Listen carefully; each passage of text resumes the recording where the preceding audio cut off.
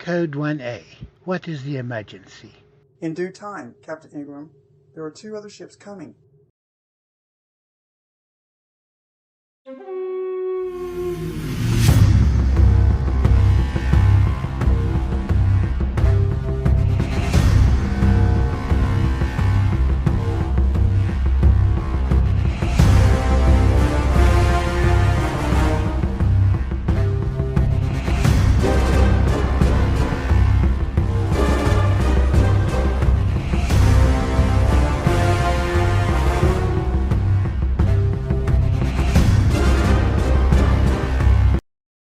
Alright. What the hell is going on? Code 1A? Somebody damned well better explain what the hell is going on.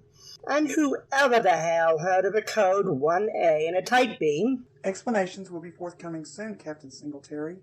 For now, just be patient. I'm sure you know Captain Egerlin. Of course. How you doing, Iggy? I am fine. A little irritated being summoned here on a Code 1A. You too, huh? So who are you, and why the secret agent get up? Have a seat, Captain Singletary. You'll be told everything you need to know as soon as everyone is present.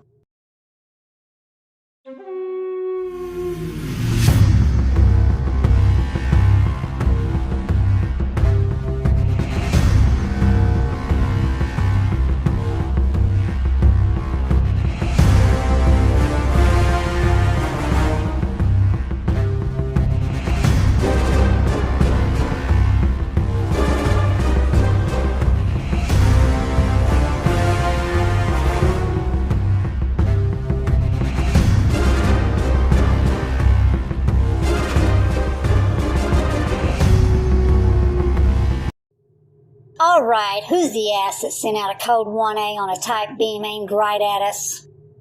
Hello, John. Mark, did you have anything to do with this nonsense? That would be her. Okay, lady, start talking, and this better be good, or I'll have you up on charges so fast. Have a seat, people. I'll get right to the point. War is all but inevitable. As you know, the Federation Council's misguided attempts at placating the Klingons through concessions has put us on the brink of invasion. There is now very little hope in avoiding conflict. And who the hell are you to question the Council? Who do I have to be? This isn't a dictatorship. At any rate, my name is unimportant. But check with Fleet Command, you'll find that you each have orders to comply with my directives.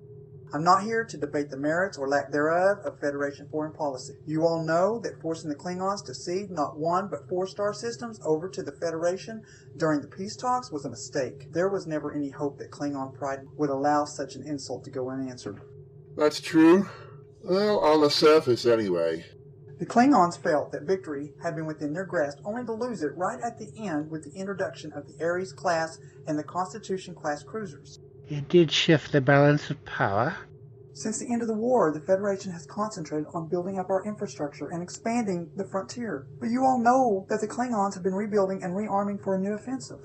The Federation has always touted the virtues of peaceful exploration and cooperation.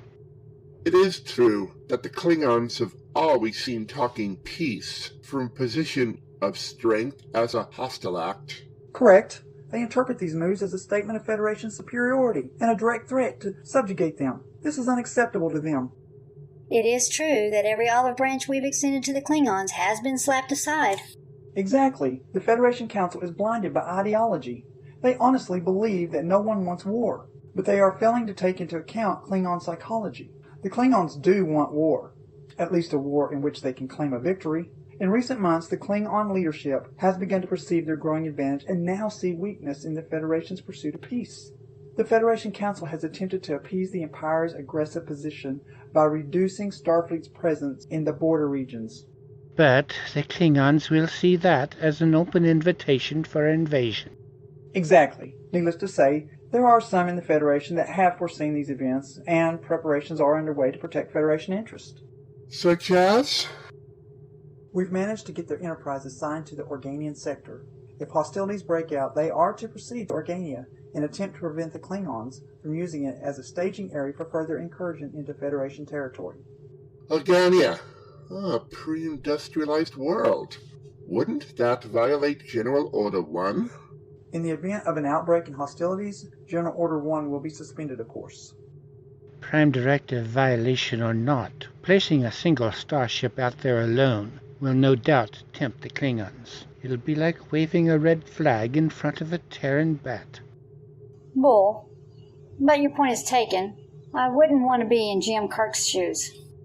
So, if we aren't here to debate foreign policy, why are we here? Because of the Council's orders to withdraw nearly all of our forces from the disputed region, we've been left nearly blind to the Klingons' deployments on the other side of the border.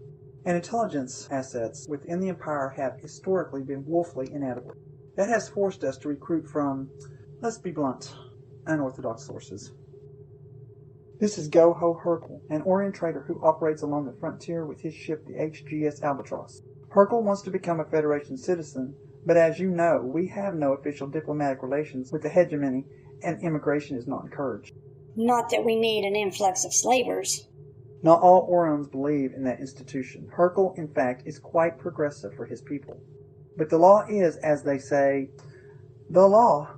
What has this got to do with the Klingons? Hercule has made a quid pro quo deal for Federation citizenship. Not just him, but his entire crew. So, what's he got to do? Assassinate the Klingon Chancellor?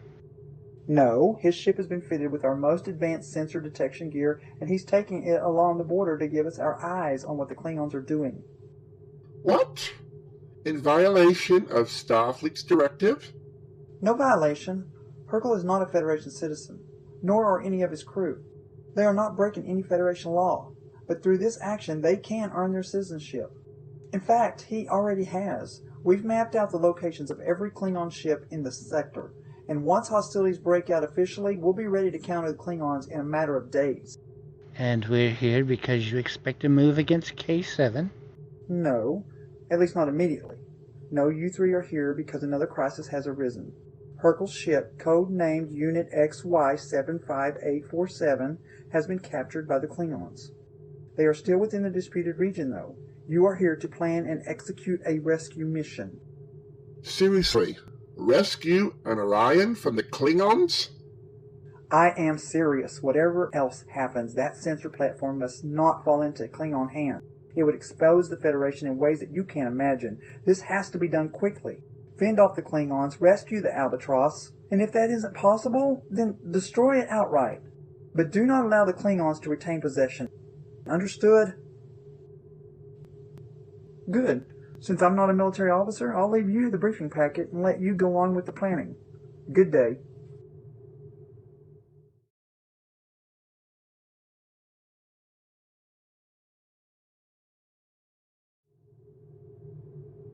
I don't like that bitch. Destroyed outright? I don't know about you two, but I didn't sign on to Starfleet to become an assassin. None of us did. That's not what Starfleet's all about. No, it's about hope. And right now the three of us are the only hope the Albatross has.